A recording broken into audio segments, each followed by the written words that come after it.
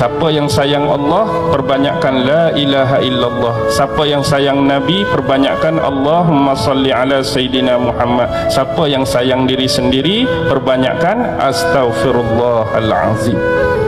Satu-satunya yang Allah perintah, yang Allah sendiri buat, inilah. Allah suruh kita semayang, Allah tak semayang.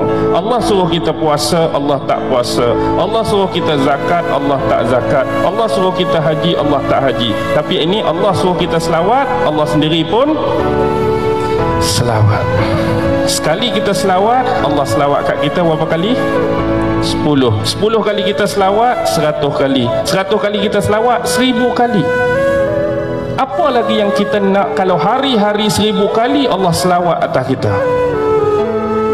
Tapi dah kita tak mau, kita abaikan selawat, kita lalaikan selawat, kita lekakan selawat. Kalau orang tahu fadilat dan kebesaran selawat, orang pasti tak akan meninggalkan selawat. Selain hubungan silah kita dengan Nabi Muhammad sallallahu alaihi wasallam, antara umat yang dia paling kasih ialah umat dia yang memperbanyakkan bacaan selawat atas dia.